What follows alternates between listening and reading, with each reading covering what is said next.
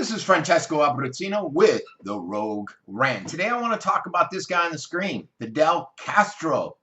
Many people out there, many of the progressives on the left, and many actors, many leaders, many politicians are out there lionizing Mr. Castro over the dictator's death. But should they be? And why are they? And should this concern you? I think it should. You see this guy, Fidel Castro. He took over 57 years ago with an iron fist. You know, he had that Che guy in part of his revolution, his right-hand man that many people also lionize. He went out there and conquered Cuba. But what happened? You know, pre-Castro, we had an excellent relationship with Cuba, the United States did. It was very friendly, trade relations. Castro completely destroyed the island's prosperity. It led to the U.S. putting forth an embargo on Cuba. They did this to try to isolate and starve Castro out of there, the Castro regime. But Fidel found friends in the Soviet Union and in Venezuela. And after he seized power, JFK led the failed coup, the Bay of Pigs. How disastrous was that? And it led to the Cuban Missile Crisis, which involved the Soviets and brought us on the brink of war. Nuclear war, annihilation over Cuba. History will record. History will judge the enormous impact that this singular figure has had on his people, on the United States, on the world around him. So why are we offering condolences at the highest level through President Obama?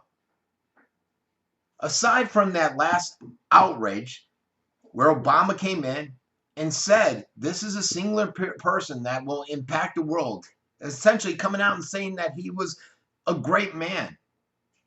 Outside from that last statement from Obama, his other statement was meant to be a bit, a bit ambiguous. Think about it. Ignorant academics may shed a tear for Castro. Progressives may shed tears. Actors may shed tears. But the people he brutally oppressed have somewhat different emotions for this guy, this Fidel Castro. Because he's altered the course of his life, their family's lives. We already know the extent of the Castro's evil. We can judge him now. And have been judging him since he took over the Caribbean island back in '59 during his revolution. Back on New Year's Day, they were celebrating. We all saw it. What's that mob movie that they do? Godfather. They're celebrating New Year's Eve back in '59. And takeover. We can judge them from that. It will soon be revealed that his goal was to impose communist rule. The people, when they had this revolution, a lot of the Cubans didn't realize that communism was the ultimate thing that Fidel was pushing. They had no idea. Otherwise, they wouldn't have been dancing in the streets. He exiled clergy, took over the Catholic schools, expatriated businesses. Firing squad showed up. Dungeons took care of the dissenters. And terror produced mass exodus. Until what cultivates into what we have today, where people are afraid to speak out. I was watching a documentary last night. I got to finish it today. And they had this person that basically is a transgender.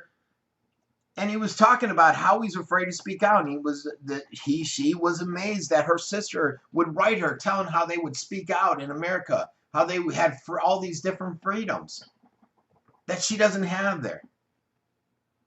And there's an exodus of Cubans in Miami, hundreds of whom took to the streets, celebrating at the demise of this character, Fidel Castro. And think about it. They were out there celebrating for a reason, folks. They knew what this figure represented. Donald Trump came out with a statement. He's also far more appropriate than Obama's statement he put out. And basically he said, to quote him, "Today, the world marks the passing of a brutal dictator who oppressed his own people for nearly 6 decades. Fidel Castro's legacy is one of firing squads, theft, unimaginable suffering, poverty, and denial of fundamental human rights."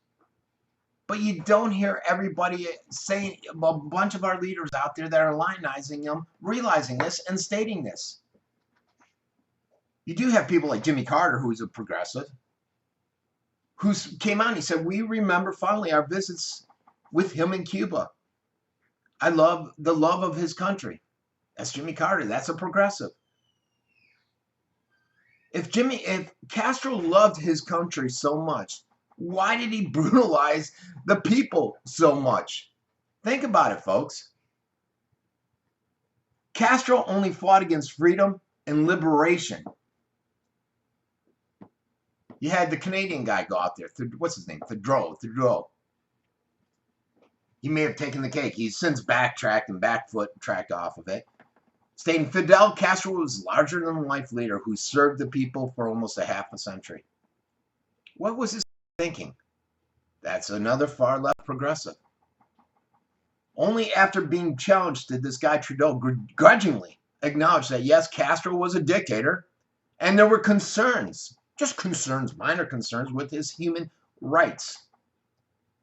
Think about it. How pathetic is that? How pathetic. The whistleblowing Castro true legacy itself is appalling.